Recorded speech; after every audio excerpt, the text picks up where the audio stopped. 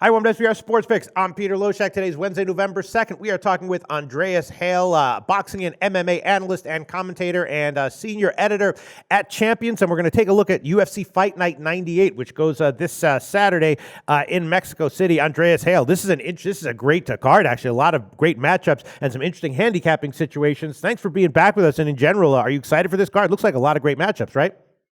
Actually, I am. On paper, everybody's looking at 205, but if you look at and break this card down, It's actually a pretty intriguing card that I like a lot. Absolutely. So let's talk about the headliner, Ferguson and RDA. Very competitive odds here, right? I'm seeing latest odds I saw, RDA minus 150 and Ferguson plus 130. And Ferguson, obviously very dangerous. He's been looking for a title shot, but now he's going to get pressured by RDA more than he's ever been pressured in his career. The question is, how will he handle it? I'm not exactly sure. Ferguson is eating. We've seen him in fights where he's taken shot after shot, and that might happen here. Can he handle RDA? My sense is right now, let's get your take on it. My sense is I'm leaning RDA, and even at minus 150, I'd probably lean that way. Not a knock on Ferguson, but I'm not convinced he's going to be able to handle the pressure. What do you think? Very tough fight. Ferguson has been on the roll lately. RDA just got knocked out by Eddie Alvarez. He's got a lot to prove in his return fight.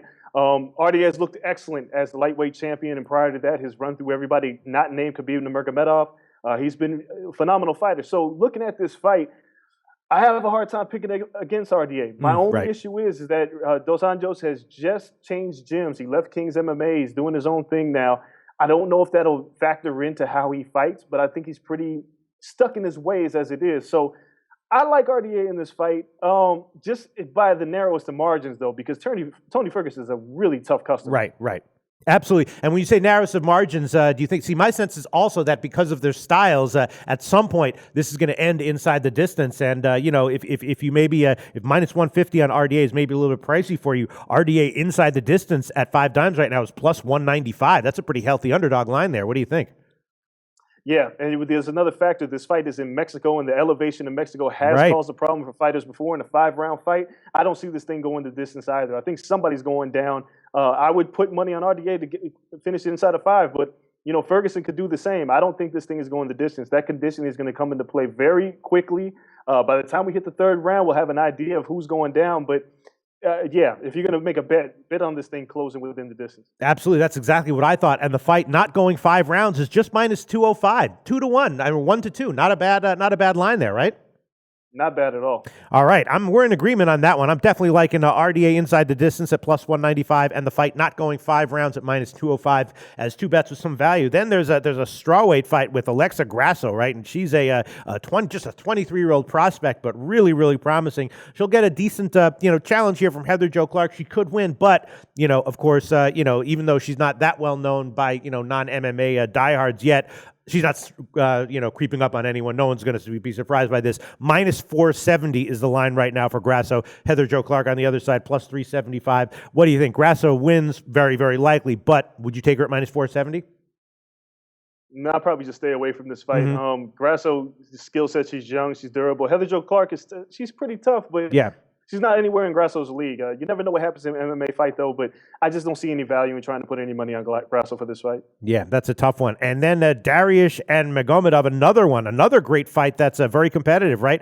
Magomedov minus 145 and Dariush at plus 125. I don't know. This is another one that's kind of tough for me. This is one where I'm thinking maybe the over, but again, as you said, great point with, and where the location of these fights can sometimes be an overlooked factor. It is going to be high elevation in Mexico City, so that makes me a little bit skittish about taking overs over 2.5 rounds at minus 175, but my sense is that these guys are going to be kind of defense oriented, could see it going the distance. What's your take on this one?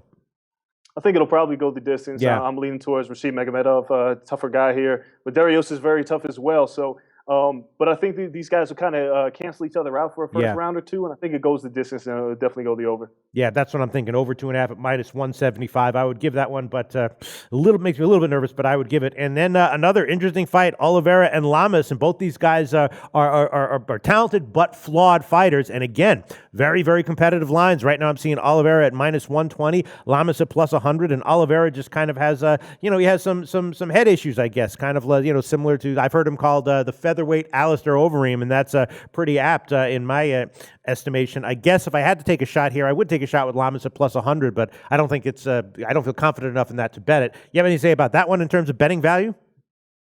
Yeah, I'm actually surprised that Lamas is the underdog. Charles Oliveira just got defeated by Anthony Pettis. Lamas, he's pulled out of the fight with BJ Penn to take this fight.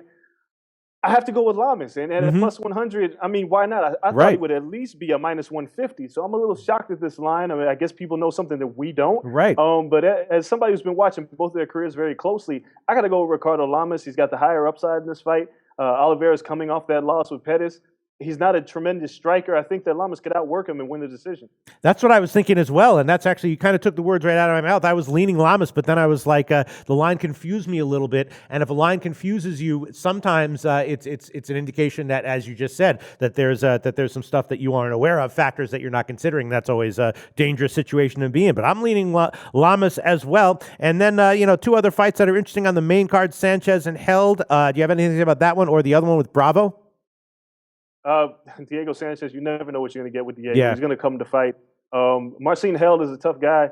I kind of want to stay away from this fight because I just don't know what Diego Sanchez has left. 1 minute you think he's done, the next minute he's a ball of hell and fire coming out and going the distance. So I just stay away. I just watch this for my own entertainment.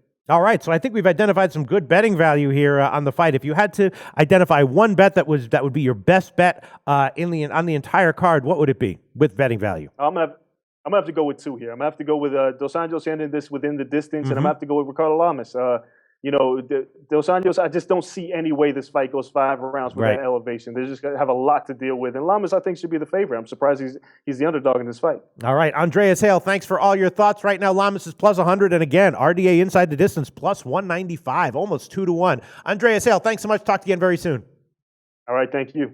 Research before you bet. Be sure to check out SPR Picks for the best game predictions, breakdowns, and much, much more.